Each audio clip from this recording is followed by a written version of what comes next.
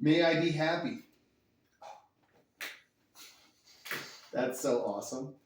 Blooper reel. We're good there? Check, check, check. Here we go. May I be happy. May I be well. May I be safe. May I be peaceful and at ease.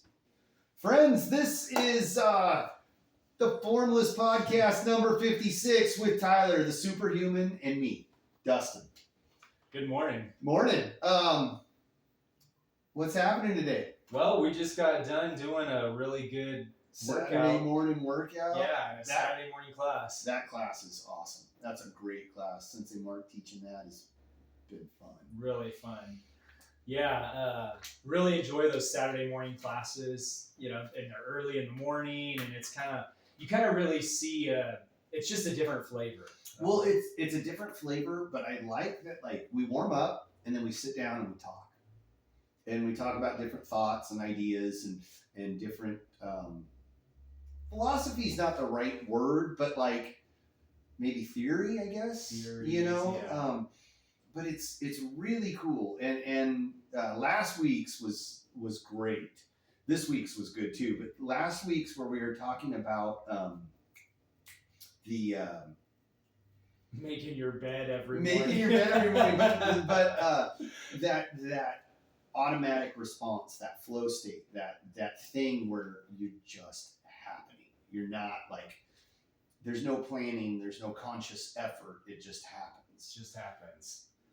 Like you were saying, it's when you're swimming, you're not thinking right hand over left hand, kick with the foot, you just do it. Do it. Yeah, because if you do that, you drown. Harinder Singh talks a lot about the flow state and getting into that space where things are happening and he's talked about it a number of different times on his podcast and trying to get to that state where you're in the moment, you're flowing, there's no thoughts to interrupt that process. And he's got a whole bunch of different methodologies or ways to get there. And he's working on that. And it's really interesting to listen to on the Black Belt podcast. If you ever get a chance, it's really interesting. I've met that guy. I know you've met him. That's what I was going to say. You went to the Martial Arts Super Show. I went to the Super Show. You went a couple of years before I did. I went 2019. Yeah, and I did 21 or 22 right after COVID, right when they opened it back up. But that was an amazing experience. And rumor has it they're going to do it again this year.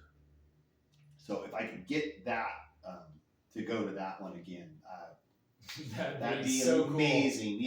Yeah. But the flow state. The flow state, that whole thing where things are just happening and you don't have to plan it out. It's there's an analogy. When I did some competitive shooting, and if you've never gotten the chance to do it, it's super fun. It's I think it's the USPCA. That's the United States Competitive Pistol Association or something like that. So you have a pistol, you've got a bunch of targets, and you have somebody behind you with a timer, and it makes this loud beep sound, and then you go, and you might have 10 targets or 15 targets or whatever, and you have to do certain things and shoot different angles and targets and stuff. But the first time I did it, of course, I was terrible. I missed half the targets. You lose time. They add time to your score because it's a timed course. They add time to your score for every missed target or every wrong target. You might have two different targets. You're supposed to shoot one, but not the other. Or some targets you have to shoot twice or 3 times, and some targets you shoot once. And if you break the rules, you add time to your score. And this old guy comes up to me after I go through the first course, and he's like, "Listen, slow is smooth, smooth is fast." And I was like, "What the heck kind of new age hippie stuff is this?" But and he kind of saw my confusion on my face. My wife likes to say my face says more than I do. I make faces a lot, apparently. But anyway, he kind of broke it down for me. He's like, listen, if you do every action deliberately and slowly, like when you go to reload, boom, everything is this, it adds up and it takes time. But he goes, you have to think about it to the point where you're not thinking about it, which is contradictory or a dichotomy, however you want to look at it. But you think about every action you do, and you do it deliberately, slowly, and smoothly, it adds up and it goes a lot faster than what you intend to happen. Like it really worked. It got my time way down. But the first few times it was really awkward in getting used to all of this stuff, and then you'd start flowing and everything's going really good and you're doing everything, and then you start thinking about how good you're doing, right? Or like, oh man, this is awesome. I'm just superstar at this. Or you mess up and then you like stumble on the fact that you messed up back here instead of like, what's the next step? Just move on. Stuck in the past. Yeah. And it was a really awesome thing. And I only did it for about a year and a half or so. But then from that, I transitioned into going back to martial arts. And applying that to this, there's not a lot of difference there. I mean, shooting guns is one thing, and there's all sorts of safety things, to go over. But under the timer, trying to be quick about it and trying to be deliberate in your actions and not waste any motions or any actions. You're not trying to do anything that's wasteful, right? Everything is a deliberate action. So every step you take, every time you get ready and point the gun, everything is this planned thing. I'm doing this. I'm going to do this. And then with like martial arts and sparring and stuff, the more you think about what you're going to do, the more you're going to get punched, right? Like if I'm squaring off with you and I'm like, okay, now I'm going to fake at his head and then hit him in the ribs. Or you've already hit me like 4 times. Right. Yeah. So there's this thing where like you have a plan, but you don't have a plan. You have and then it kind of flips it on its ear. Now it's like, okay, I don't even have a plan. When I go to spar, there's no plan.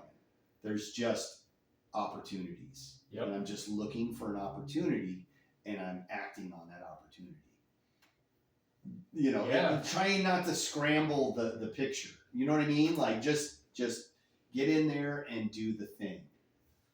Just get in there and you jump in the pool and you start swimming. Exactly. You don't plan on like how you're going to I'm going to butterfly stroke once I dive in. You just go. I don't know. I'm not a very good swimmer, but that might be a poor analogy. I didn't.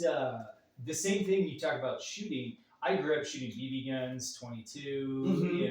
Got older, got a little bit bigger, and I don't ever really remember. Maybe I took hunter safety. I did take hunter safety course in 8th grade, but I don't remember ever really being told, okay, you need to practice shouldering your gun, and then getting your cheek weld on the stock, and then looking at and squeezing the trigger, and lining up the sights.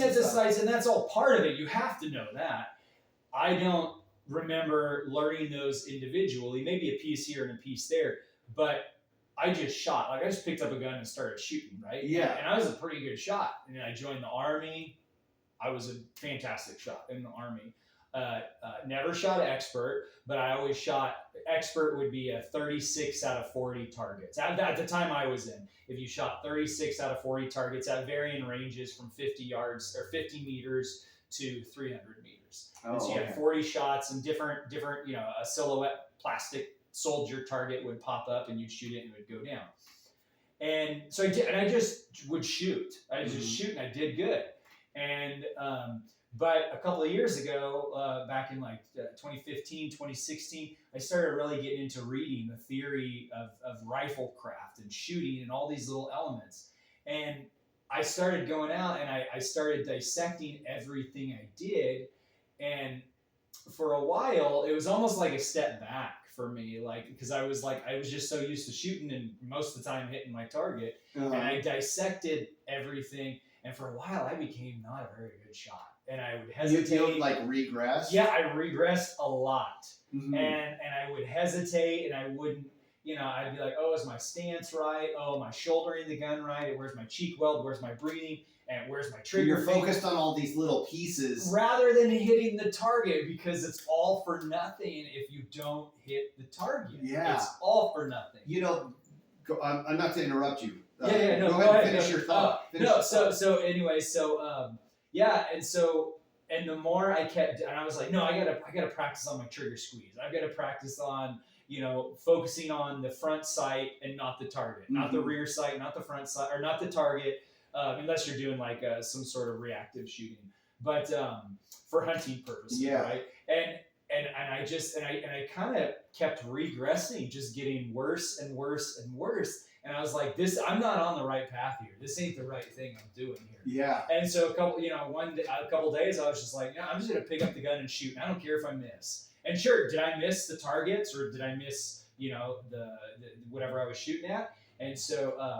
Sure, I did, but man, I hit a lot more just shooting consistently than if I was like, okay, for every shot is my my stance right or my shouldering it right, whatever, my trigger squeeze or pull or press, because you're supposed to pull the trigger or press the trigger or squeeze the trigger based on what you're shooting. Mm-hmm. That's so I've been told, but none of that stuff I don't think in the long run hurt me. It just, by me sitting there and trying to dissect all those little points, and you lose focus of the actual goal, hitting the target. Yeah, And so that's kind of like what you're talking about. No, that exactly. I used to play a lot of guitar, and there's all sorts of different aspects of the guitar, and you do like a string bend, right? And it's to shift the pitch of the note, right? You go higher or lower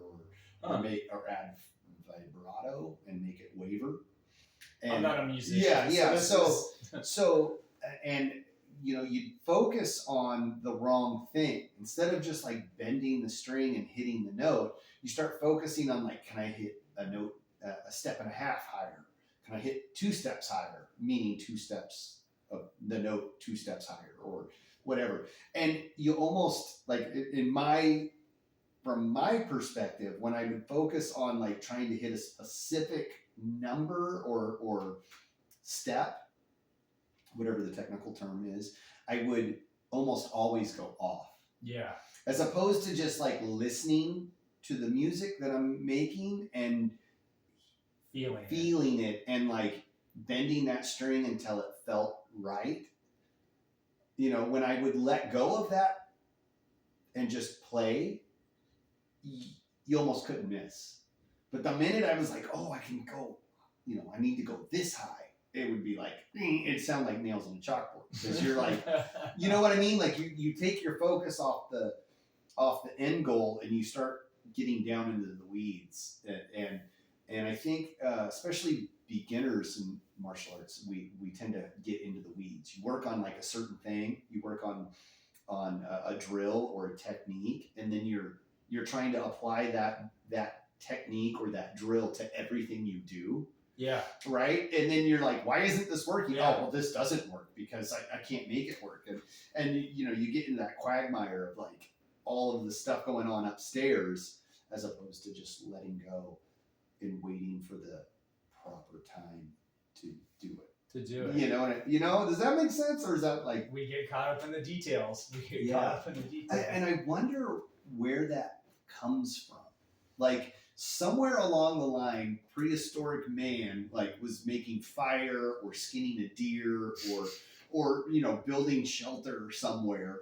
And then like somehow, somewhere they got caught up in some detail and didn't accomplish the task. You know what I mean? I do. Like, like I need to hold the stick this way when I run the ball across, or Instead of just rubbing it. Yeah. They're like focused on the wrong thing, or I need to bang the flint against the steel this way, or the rock this way, instead of like, they focus on the minute detail instead of just doing the task. Just doing the task. I believe, and what I've seen with myself mostly and with other people is I think part of that comes from focusing on the details. Part of it comes from our desire to be perfectionists. Oh, okay. Yeah. At some point, we want to do everything so perfectly that, insecurity, Mm-hmm. and we're in Ego. Yeah. And so, and I think that there's a time and place to focus on the details. You have to, you're damned in the details. Yeah. Right? We have a saying, you're damned in the details. That's not my saying, that's somebody else Yeah. said that. But, so you've got to focus on the details, but you can't let the details get in the way. When I drive my stick shift car, I'm just like, bam, first gear, second gear, I'm just doing it. I'm just flowing from one to the other, hitting that clutch. I've done it so many times now, flicking on the blinkers, flipping on the windshield wipers, maybe playing with the radio, and I'm just not. You're not like planning each step. Yeah. And it's just going. But I think that part of it is perfectionism. And whether that's passed down through our, from our genealogy, from our generations above us, maybe that'd be something to ask. I don't know. That's cool. No, that's a good point. Perfection and insecurities. I've learned.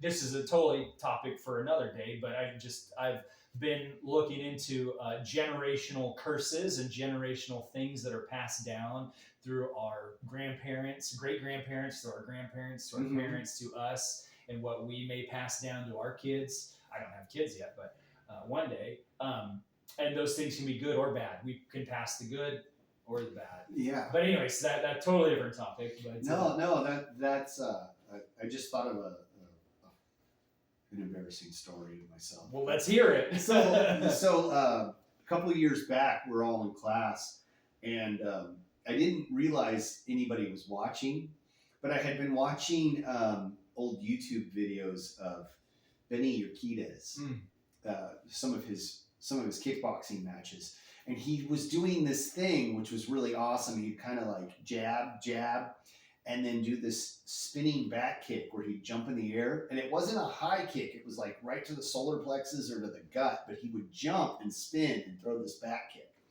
right? And I got like enamored with it. I was like, oh man, that's so awesome. And I watched it. I must have watched it for like an hour. Like all of these different videos of him doing this. Like almost every fight, he was doing this thing. And I wonder if I could do that. I'll have to try that tonight. So I go to class. We're doing class. And we have this break. And we got all the punching bags and stuff. Right. So we take a water break, and I walk up to a bag and bang, bang, and drill this bag with this back kick, right? And I was like all proud of myself. I didn't think anybody was watching, but there was about 2 or 3 people that were kind of watching, and somebody said, oh man, that was cool. Do that again. And I'm like, oh crap, now I got to do it again. And you had to think about it. I had to think about it, and then I was like trying to be impressive, right? Yeah. And I missed the whole bag, and like, I don't know if I fell, but I missed the bag, completely missed the bag, right? And it was one of those things where like, no, I didn't think anybody was watching me. I wasn't trying to impress anybody, and I could do it. But the minute I knew somebody was watching me, and then I was like, my ego gets in the way, and I'm like, I'm going to show them. I'm going to show them how this is done, How cool I am. Yeah. And then I fall on my ass. But so many things like that. Like, we talked about being in that, like, just flowing. And if you could stay out of your own way, you can almost stay there. But the minute you think like, or at least from my perspective, the minute I think like, oh, I'm doing really good, or oh man, that was awesome, I stumble. Yep. If I can get out of my own way and shut my brain off for a minute, I can really, when I'm there, really do it and just stay there and be there and not think about anything. But the minute I think back about like, oh, you messed that up, or oh, you're doing really good here, keep going, keep crash, you know, and it's. I wonder if that's like a psychology thing or an ego thing, like, you know what I mean, like because if when you're there, if you had the consciousness to like stay there or not stay there, you'd probably choose to stay there, right? Like if we're sparring and you're flowing and everything's just happening and you're hitting your targets and you're not getting hit, you don't have to think about it. If you had that conscious choice to stay there, you would choose to stay there. But you can't stay there. Right. Because something happens. You get distracted, you get hit, you stumble. Something happens and your brain kind of like is like, "Oh, I need to take back over." Like, wow. "Oh, we're messing up, so let me take over." And now you keep messing up. And it's almost in some respects, it makes it a lot worse. Obviously, yeah. like what we're talking about. Yeah, but is that like some sort of a safety mechanism that's wired into all of us? Where, you know what I mean? Like, I feel like it's a constant battle between my brain overthinking stuff and my body just doing it. Yeah. Yes. Yeah. Yeah. That is a wonderful observation. And our brain is such a great tool. And sometimes it gets in the way. Well, I when I'm teaching, I always say like the biggest tool that you have, or the most dangerous tool you have, is not your feet or your fists. It's what you got up here. Because if you can think it, you can do it, and your brain is what's going to make you go. Like, okay, look around for danger, or, oh, step on this guy's foot, punch him in the nose, or, you can think devious thoughts. You know what I mean? Like, if we're sparring and I see something, I can act on it. Or I can be like, oh, they're not going to think about this. Here's a mean trick, and here's an elbow to the ribs, or whatever. Yeah. But if you let that brain like take over, your brain's like, wait a minute, we got to plan this out. We got to think about this. We got to do this. We got to make them do that. We got to blah, blah, blah, blah, blah. And you get like caught up in all of this static, right? Like there's just too much. Your brain's a great computer, but it can't, like it's trying to process. And that processing power sometimes is lacking. Yeah. When your adrenaline's up. Yeah. Well, it's like Bruce Lee said in one of his books, I think it was the Tao of Jeet Kune Do, you see something with your eyes, and that's the first stage. You see what actually happens. So I see your foot on the ground, and then I'm like, okay, then my brain says, oh, that's his foot on the ground. Yeah. Like you see it for what it is. And the brain like confirms everything. Yeah, and it's like, oh, that's his foot on the ground. Then you say, oh, what do I want to do? Oh, then that's another second, split second, milliseconds. Then you say, oh, I want to step on it. Then you say, okay, and then your brain sends the message to your foot that says, step on it. Then your foot says, oh, I've just received this message. Now I've got to start. Exactly. Now I've got to go. But there's all these like, like these, it's like connect the dots. When you were a kid, connect the dots, and it takes time to make that picture. And you sometimes just don't have time, and like where the level we're at and still going towards is getting that where it's just like you see a target and you just hit it. Bam, yeah. It just happens. And that's the flow state. Mm-hmm. Didn't they write it? Isn't there a book on that? Something called Flow? I'm sure. I haven't read it, but that would be a good one to read. I believe I know what you're talking about, but yeah, that would be something that maybe we could get it and review it. We need to get Sensei Montgomery, who taught today's Saturday class. We need to get him in and ask him about the brain. Oh yeah, and like how the brain as a tool. But sometimes I don't grab a wrench when I need to burn some blackberry bushes. yeah, exactly. I grab the blowtorch. Right? But when I need to fix my car, I don't grab the blowtorch or grab the wrench. And so sometimes the brain is just not. it tries to get in the way where it's not needed at the time. Yeah, I almost feel like there's like normally the brain's in control of everything. Like the brain's like kind of the general telling everybody the orders, Right, you know. right. But sometimes the brain takes a backseat to intuition or into instinct, and then there's like this battle between the two in your head. Like, oh no, wait, I'm in charge. No, I'm in charge. You know, and then in the meantime, like you're getting thumped. You know. Oh yeah. That was with Sensei Montgomery. I'll never forget that one night. I think I've talked about it before. We were over in that corner over there, and I was a brown belt. And and Sensei Montgomery, I think, was a red or somewhere around green. And I'm sitting there, and we're circling, and he's punching me, and I'm more worried about my stance, my middle stance. Yeah, like what you're doing. And how am I holding my hands up and while he's punching me, and I'm like, wow, this is worthless. Like, yeah, I've got a good stance, but I'm getting drilled. I'm getting drilled. So what's the point of having a perfect stance? Like, yeah. And so that's just one of those things you look back on, and you're like, okay, learning lesson there. And that's where the brain comes in, because then you can say, oh, that was a learning lesson. The classroom where we learn math, physics, whatever.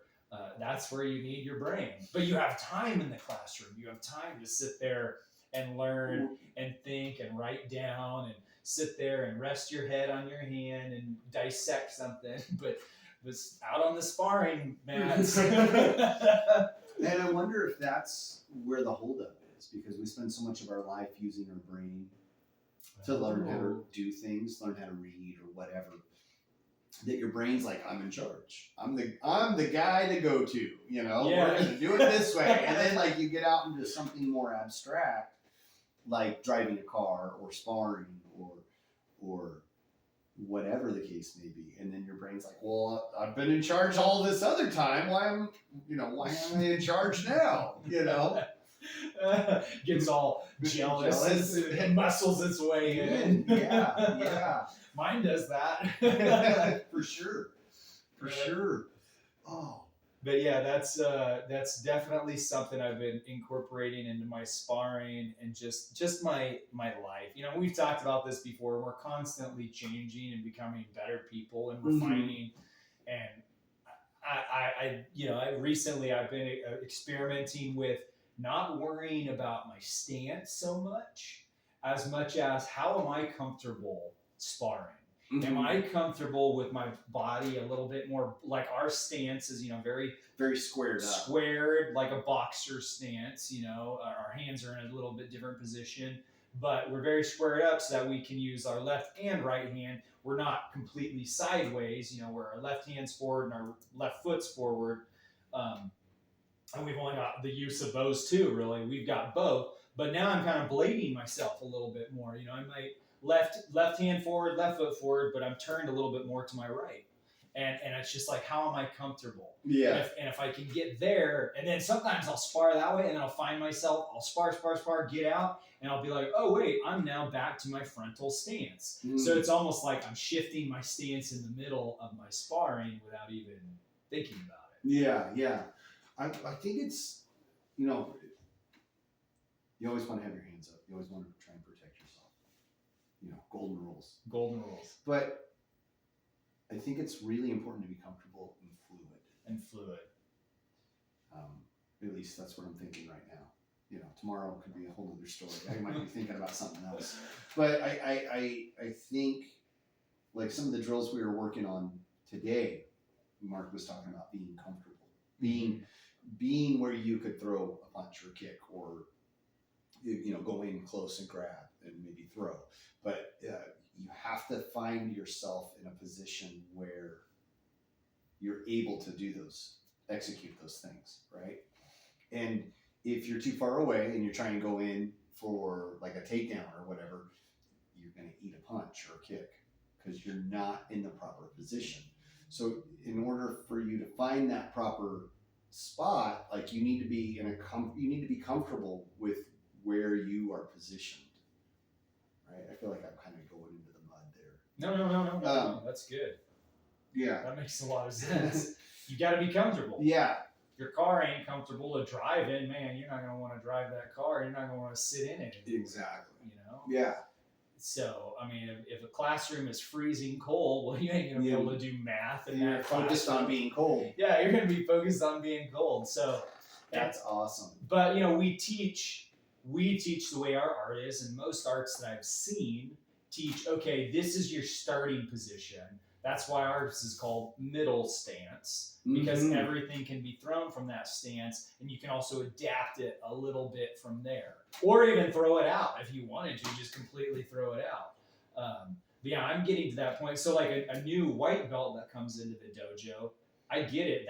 You have to teach them the basics. Those fundamentals. Those fundamentals. This is how you stand and this is how you hold your hands. And I look back at how I held my hands when I was a white belt in this art, and I'm like, okay, that was good for then. I needed that then. I had to have that.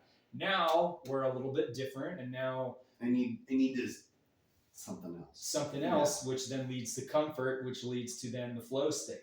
Because then if you're comfortable, you can flow and get in there and do your thing, you know, without overthinking it. Hopefully. Oh man. Yeah, I don't know. That about covers it. I think that about covers it. Hey, real quick, I got a shout out to Kung Fu Conversations podcast. They shouted us out a while back. They're really great guys. They have some really interesting guests. They've got. I think they started very close to around the same time we did.